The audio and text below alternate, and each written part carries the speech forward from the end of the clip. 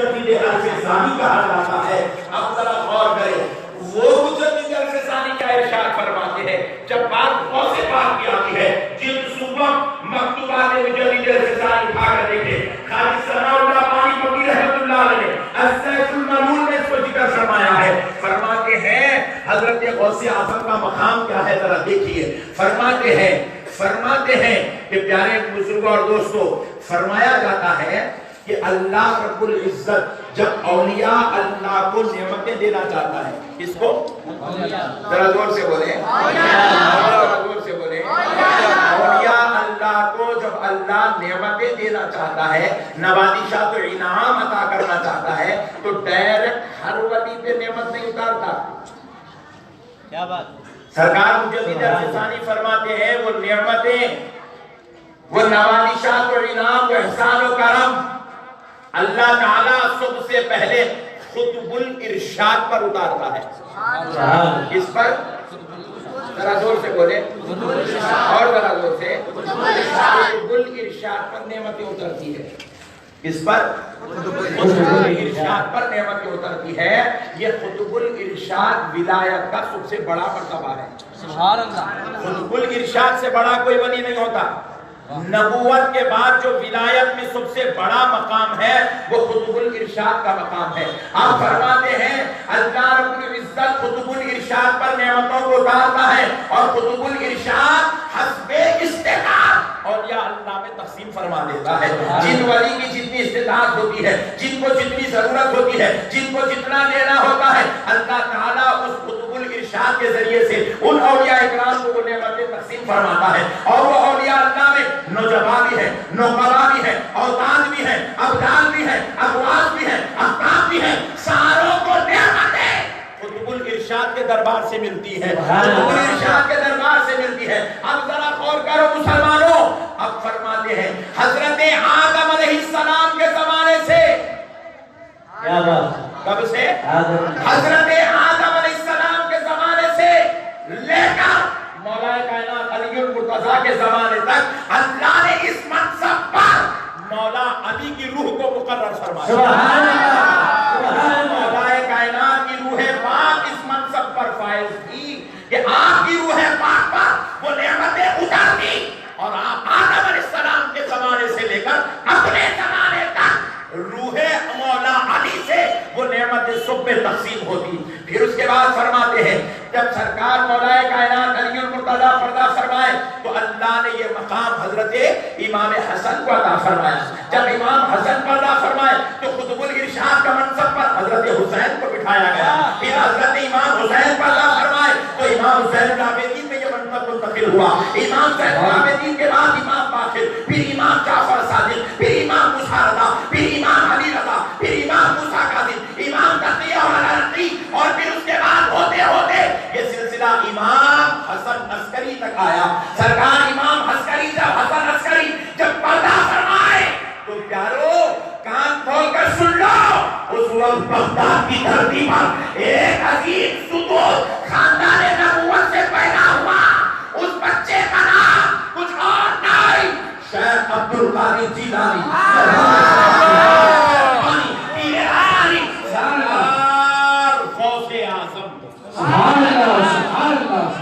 سرکار غوث پاک رضی اللہ تعالیٰ عنہ جب تولد ہوئے تو اللہ نے ولادت کے بعد غوث پاک کو جو سب سے پہلا انعام عطا فرمایا وہ خطب الارشاد کا منصب عطا فرمایا۔ سبحان سرکار غوث پاک خطب الارشاد کے منصب پر فائز ہوئے۔ اب دوستو ساری زندگی خطب الارشاد کے منصب پر غوث پاک فائز رہے، لیکن جب غوث پاک پردہ فرمائے، اب پردہ فرمانے کے بعد یہ منصب منتقل ہوتا رہا، لیکن جب غوث پاک پردہ فرمائے تو اللہ نے یہ منصب کسی میں بھی منتقل نہیں فرمایا۔ فرمایا کہ اب صبح قیامت مہدی علیہ السلام کی آمد تک یہ منصب حضرت غوث پاک کے پاس ہی رہے گا، آپ کی روح پاک اس پر فائز رہے گی، اور قیامت تک جتنے اولیاء اللہ کو نعمتیں ملتی رہے گی وہ در غوث اعظم سے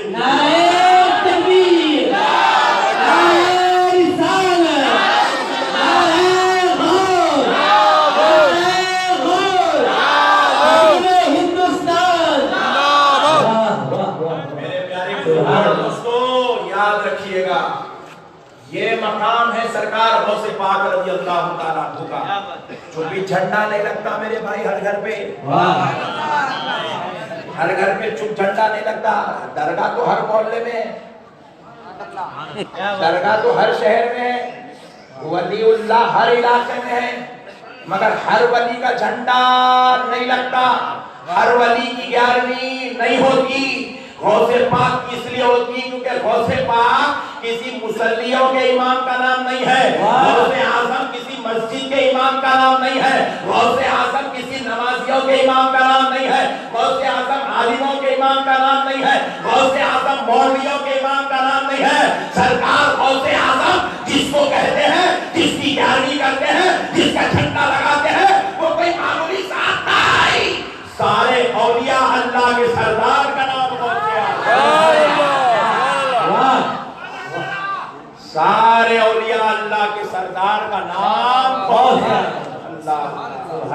میرے پیارے بھائیوں، یہ غوث پاک سرکار اللہ کی عطا کا نام ہے، اللہ کی مہربانی کا نام شیخ عبد القادر جیلانی ہے، اللہ کی اس امت پر نوازش کا نام عبد القادر جیلانی ہے.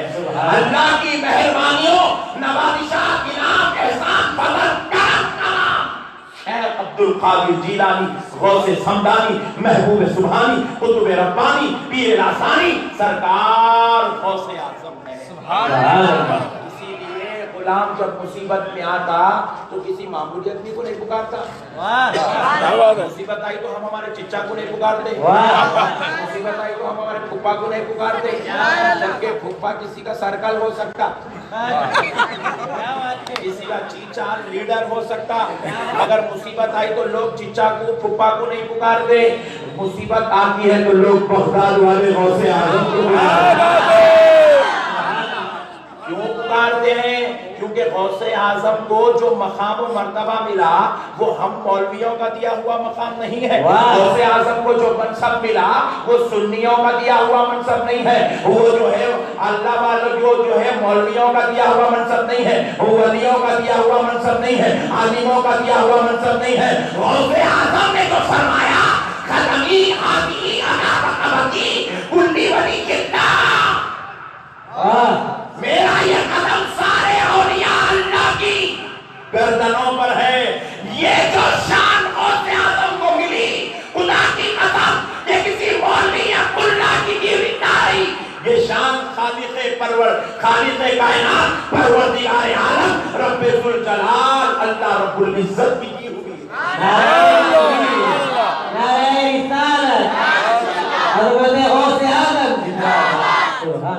اب اللہ بڑا مرتبہ دے تو بندہ ماننا نہیں ماننا، ماننا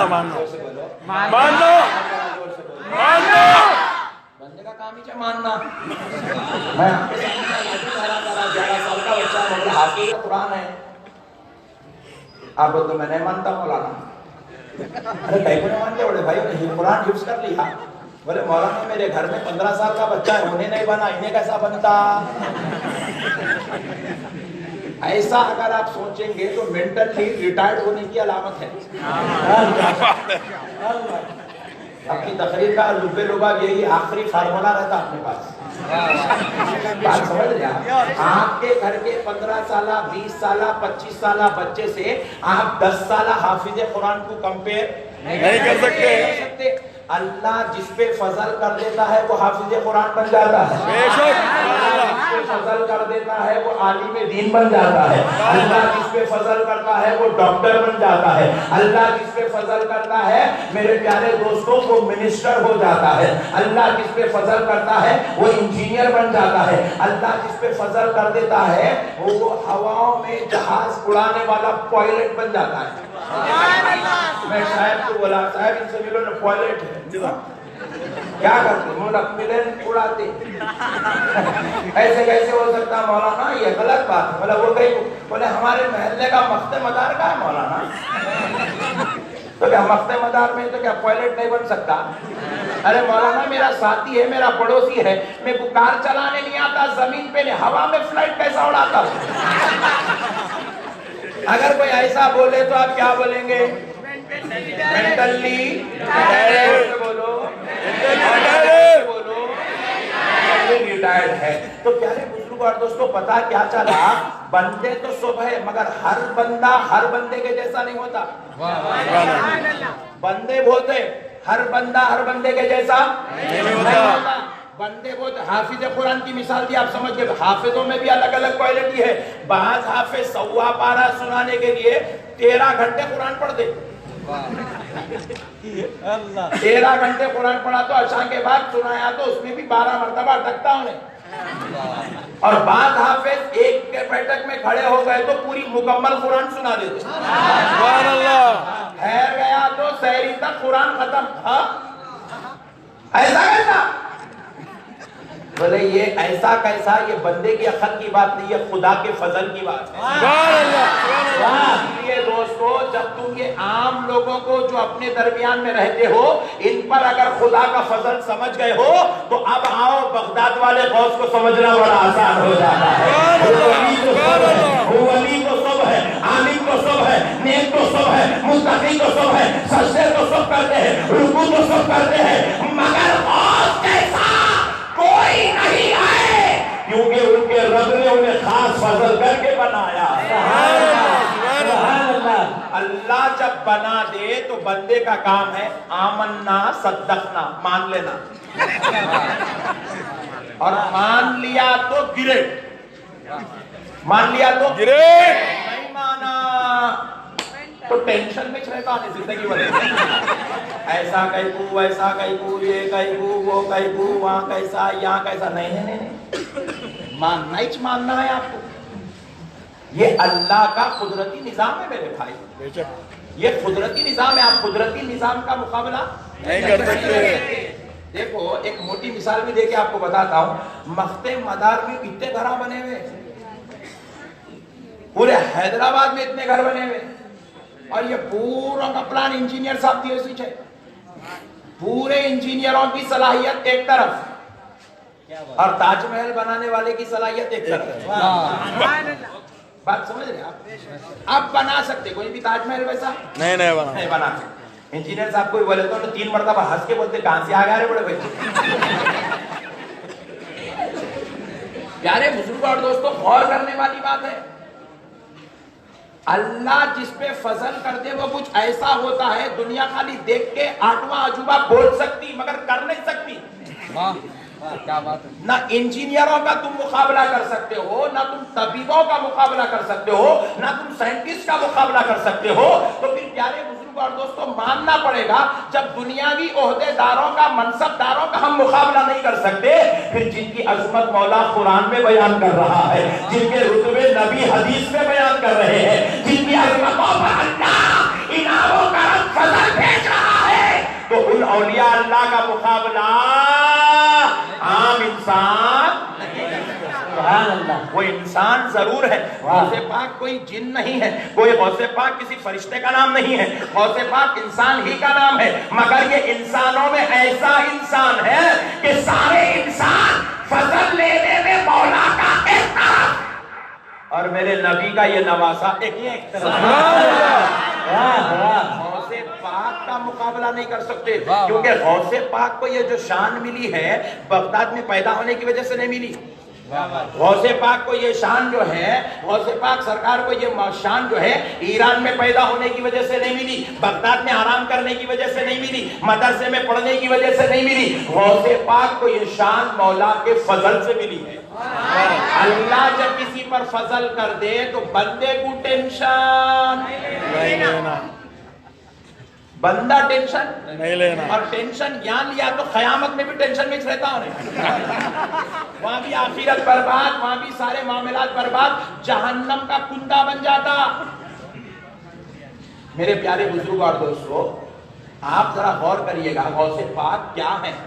اللہ اللہ فرمایا جاتا ہے سرکار غوث پاک رضی اللہ تعالیٰ عنہ کو اللہ نے کی شان کا مالک بنایا. بعد والے اگر غوث پاک کی تعریف کرے تو کوئی کمال کی بات نہیں ہے. پہلے والوں سے سنیے غوث پاک کا مقام کیا ہے. غوث پاک سرکار کے مرشد کے مرشد کے مرشد کے مرشد کے مرشد کے مرشد ہے. تقریباً 300 سال پہلے کے بزرگ ہے غوث پاک سے. ان کا نام ہے حضرت سیدنا معروف کرخی رحمت اللہ علیہ، اولیاء اللہ کی سب کے بڑے بزرگ ولی ہیں۔ غوث پاک سرکار ان کی مزار اقدس پر کئی مہینے بیٹھ کر مزار سے فیض حاصل کرتے، اکتساب فیض کرتے۔ غوث پاک سرکار ان کی مزار شریف پر بیٹھتے ذکر کرتے ہوئے۔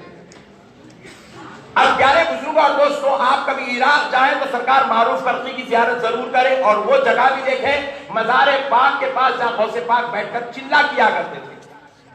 اب فرمایا جاتا ہے سرکار غوث پاک رضی اللہ تعالیٰ عنہ، سرکار غوث پاک رضی اللہ تعالیٰ عنہ جب حضرت معروف کرخی رحمت اللہ علیہ کی زیارت کے لیے پہنچتے تو ایک دن ایسا ہوا، دیکھنے والوں نے اپنی آنکھوں سے دیکھا، سننے والوں نے اپنے کانوں سے سنا کہ سرکار غوث پاک رضی اللہ تعالیٰ عنہ حضرت معروف کرخی کی مزار کا ادب کے لیے، احترام کے لیے آپ کی مزار شریف سے کچھ دیر دور ہی ہر روز اپنی نالین شریف اتار لیتے، ہر وقت اپنی نالین اتارتے، جوتیاں اتار لیتے اور برہنہ پیر جاتے تاکہ اللہ کے ولی کے مزار کا اور ان کے اس مقام خاص کا اہتمام ادب ہوتا رہے، اہتمام ادب ہو۔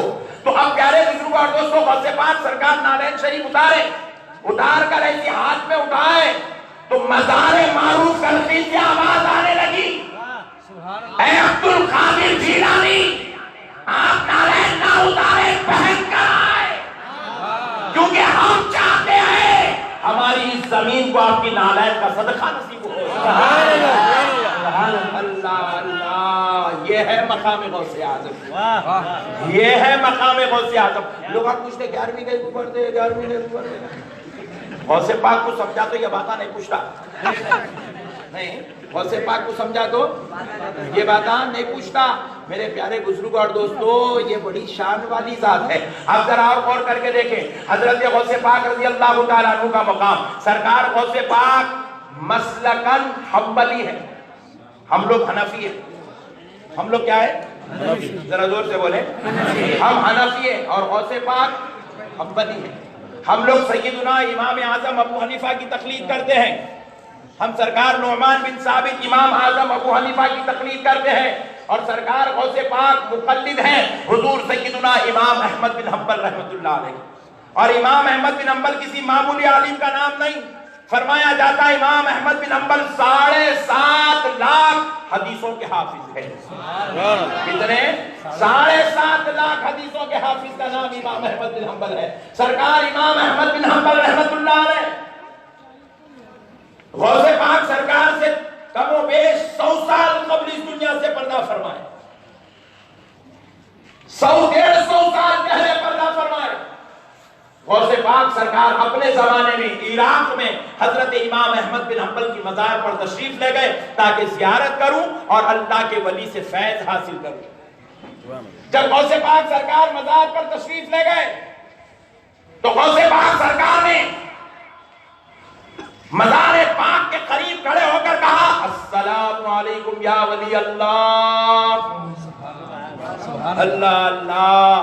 اس وقت حضرت بقا سرکار غوث پاک کے ساتھ میں تھے، حضرت ابو الحسن علی حیثی رحمت اللہ علیہ نے اس واقعے کو روایت اور سند کے ساتھ بیان کیا، بحجت الاسرار میں لکھا ہوا ہے۔ سرکار غوث پاک نے امام احمد بن حنبل کے مزار پاک کے قریب ہو کر سلام کیا، السلام علیکم یا ولی اللہ۔ دیکھنے والوں نے اپنی سر کی آنکھوں سے دیکھا، جیسے ہی سلام کرنا تھا سرکار امام احمد بن حنبل کا مزار شریف شق ہو گیا، مزار شریف آدھا ہٹ گیا۔ حضرت امام احمد بن حنبل مزار شریف سے باہر تشریف لائے، سرکار غوث پاک کو وعلیکم السلام یا عبد القادر کہا اور کہتے ہوئے اپنے سینے سے لگا کر کہا عبد القادر، ہم شریعت میں بھی تمہارے محتاج ہیں، ہم طریقت میں بھی تمہارے محتاج ہیں۔ یہ مقام ہے سرکار غوث پاک کا۔ جب اللہ اتنی بڑی شان والی ذات ہم کو دے دے جن کے پہلے والے جن کا اتنا ادب و احترام اتنی محبتوں سے سرفراز کرے تو پھر بعد والے ایسا جلسہ کرنا نہیں کرنا؟ کرنا کرنا کرنا زور سے بولو کرنا. تو پھر آپ یہ کرے بات پھر دوبارہ کر دینا. کرتے کرتے سبحان اللہ کرتے رہنا. سبحان اللہ کرتے رہنا جلسہ. بزرگوں کا جلسہ کرتے رہنا, بزرگوں کی یاد مناتے رہنا. کیوں کرنا؟ سن لو وہ بھی اس لیے کرتے رہنا کیونکہ جو جس کے جلسے کرتا میدان محشر میں انہیں اس کی ساتھ ہی چھوتا. آقا علیہ الصلوۃ والسلام ارشاد فرماتے ہیں المرء مع من احب. تم دنیا میں جس سے محبت کرو گے تمہارا حشر انہی کے ساتھ ہوگا, اسی کے ساتھ تم اٹھائے جائیں گے. کانگریس کا جلسہ کرے تو کانگریس سے محبت کا اظہار ہے, اور کانگریس والا بی جے پی کا جلسہ نہیں کرتا کیونکہ اس کو بی جے پی سے محبت نہیں ہے. جو جس سے محبت کرتا انہیں اس کا ہی جلسہ کرتا. پکی بات سمجھ میں آ گئی پوری اندر تک؟ Very good. جو جس سے محبت کرتا انہیں اس کا ہی جلسہ کرتا. کانگریس والے کانگریس کا جلسہ کرتے, بی جے پی والے بی جے پی کا جلسہ کرتے, اور بازو والے گستاخوں کا جلسہ کرتے, اور غوث کے غلام اپنے آقا غوث اعظم کا جلسہ کرتے.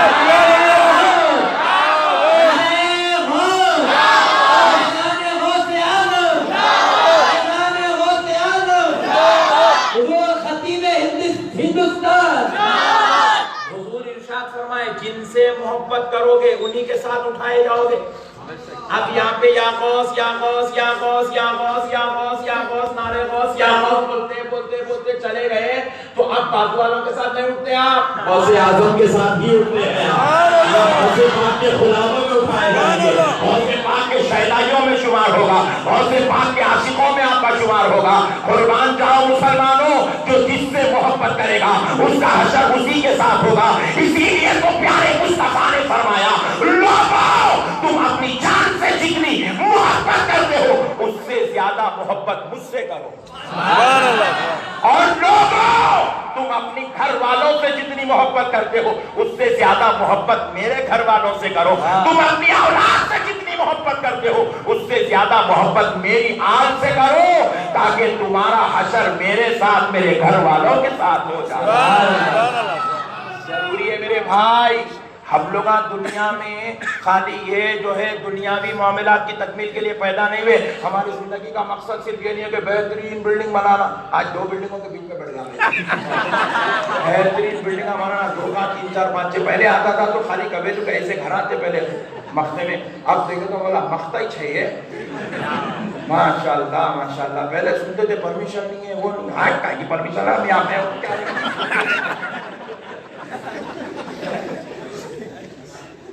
یہاں بھائی خود سب سے بڑی پرمیشن ہے. لوگ ہم سے پرمیشن لینا.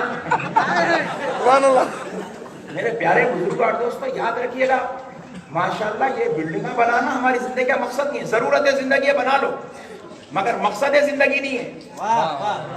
پوائنٹ ٹو بی نوٹڈ مسلمان, ضرورت زندگی ہے بنا لو مگر مقصد زندگی یہ نہیں ہے. بی ایم ڈبلیو میں پھرو اور یہاں نہیں ٹھہرنا, ریلوے ٹریک کا نہیں, بی ایم ڈبلیو لے کے برج ڈالو ورنہ بی ایم ڈبلیو کی بے عزتی ہے. پیارے دوستوں سمجھیے گا, میں آپ کو بڑی بات سمجھا رہا ہوں. ہنسو مت لوٹو مگر اب جگہ نہیں ہے بعد میں.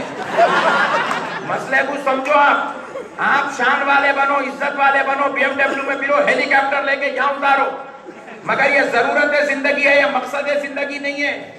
اللہ نے تم کو یہ کام کرنے کے لیے پیدا نہیں کیا مسلمانوں. ہم نے پوچھا ہے اللہ ہماری زندگی کا مقصد کیا ہے, تو رب ارشاد فرماتا ہے وَمَا خَلَقْتُ الْجِنَّ وَالْإِنسَ إِلَّا لِيَعْبُدُونَ. ہم نے جنات اور انسان کو اپنی عبادت کے لیے پیدا کیا ہے. اب اللہ کی عبادت کرنا ہے, اور اللہ کی عبادت کی طریقہ کیا ہے کہ اب اللہ کی عبادت اس لیے ہوتی ہے تاکہ اللہ کا قرب, اللہ کی محبت, اللہ کی جنت نصیب ہو جائے. تو اب اللہ کی عبادت کے ساتھ اب محبت و قرب اور جنت لینا ہو تو یاد رکھیے گا مسلمانوں, قسم رب ذوالجلال کی, نہ یہ نبی کے بغیر مکمل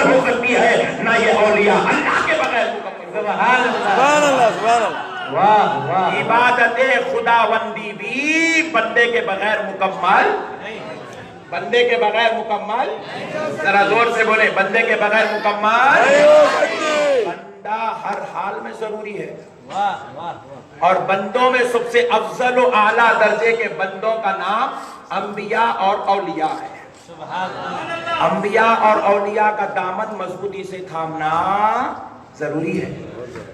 جب تک آپ انبیاء اور اولیاء کا دامن نہیں تھامیں گے اس وقت تک آپ کامیاب نہیں ہوئیں گے، آپ کامیاب نہیں ہوئیں گے۔ اب میں ایسے بات نہ بولا تو بازو والا کل ایک کلپ بنا تھا میرے بارے میں دیکھے وقت مدار میں بیٹھ کے نقشبندی صاحب اللہ سے توڑ رہے بندوں سے جوڑ رہے،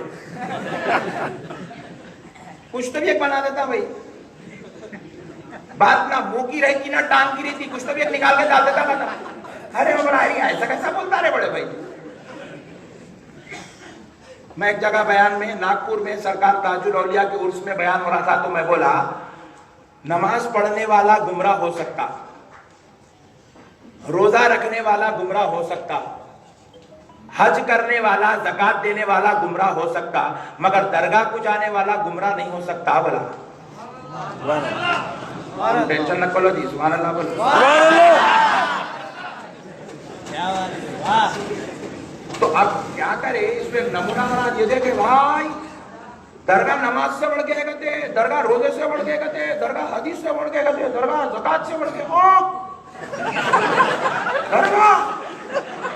درگاہ کے بارے میں ایسے بات، نماز نقشبندی صاحب نماز کی اہمیت ختم کر دیا، نماز کو پورا وہ کر دیا، گرا دیے، ہٹا دیا نماز، درگاہ کو اٹھا دیا، درگاہ کو اٹھا دیا۔ ارے بولا تو دیوانہ ہے، رہے والے مسئلے کو سمجھا ہی نہیں، تو مسئلے کو سمجھا ہی نہیں، تو مسئلہ سمجھ پہلے کیا ہے۔ قادیانی نماز پڑھتا بھائی، اب تم لوگ نہیں معلوم تو ٹینشن نہ کھولو، سن لو کل جا کے پھر ریپیٹ کرتے ہیں۔ قادیانی نماز پڑھتا، روزہ بھی رکھتا، زکات بھی دیتا، حج کو بھی آتا، سعودی عرب گورنمنٹ اس کو روکیچ نہیں آتا، قادیانی بھی آتا، رافضی بھی آتا، خارجی بھی آتا، ناصیبی بھی آتا، پورے آتے، مگر میرے پیارے بزرگوں اور دوستوں یاد رکھیے گا، قادیانی نماز پڑھ رہا مگر پھر بھی گمراہ ہے۔ پوری دنیا کے علماء متفقہ طور پر کفر کا فتویٰ دے چکے ہیں، قادیانی کافر ہے، جامع نظامیہ کا بھی فتویٰ ہے قادیانی کافر ہے، دیوبند کا بھی فتویٰ ہے قادیانی کافر ہے، نماز پڑھنے کے بعد بھی کافر، سبحان اللہ، روزہ رکھنے کے بعد بھی کافر، سبحان اللہ، زکات دینے کے بعد بھی کافر، سبحان اللہ، حج کرنے کے بعد بھی کافر۔ میں صحیح بولا غلط بولا؟ صحیح بولے۔ ہمیشہ سائنس بولتا ہوں، بازو والا سمجھتا نہیں، ٹینشن یہ ہے میں کبھی غلط بولا ہی نہیں، میں ہمیشہ صحیح بولتا ہوں، انہیں سمجھتا نہیں۔ مگر سنو، جو قادیانی نماز پڑھ سکتا ہے، روزہ رکھ سکتا ہے، زکات دے سکتا ہے، حج کر سکتا، مگر جو قادیانی ہوتا ہے، جو خارجی ہوتا ہے، جو رافضی ہوتا ہے، جو ادھر ادھر کا ہوتا ہے، وہ سب کچھ کر سکتا ہے۔ ارے اس کو بلاؤ تو جہاد کو آ جائے گا، غریب بچیوں کی شادی کرنے تیار ہو جائے گا، مسجد کو آ جائے گا، مسجد بھی بنا دے گا، مدرسہ بھی بنا دے گا، غریبوں کو کھانا بھی کھلائے گا، سب کام کرنے تیار ہوگا، مگر یوسف شریف بابا کی درگاہ کو آنے تیار، غریب نواز کرنے آنے تیار، غوث اعظم کی 11ویں کرنے کو تیار نہیں ہوگا۔ تو اس لیے میں یہی تو بولا، نماز پڑھ کے بھی گمراہ ہو سکتا ہے، روزہ رکھ کے بھی گمراہ ہو سکتا ہے، زکات دے کے بھی گمراہ ہو سکتا ہے، حج کر کے بھی گمراہ ہو سکتا، مگر درگاہ کو آنے والا ایک ایسا سنٹر پوائنٹ ہے جب پورے چھٹ چھٹا کے پیور لوگ آتے تھے، درگاہ کو آنے والا گنہگار ہو سکتا، پوائنٹ ٹو بھی نوٹ ہے۔ مختے مدار والوں بہت بڑی بات کر رہا ہوں، جو سن لیا پٹھا کل سے فاتحہ کھلاتے ہی کھلاتا۔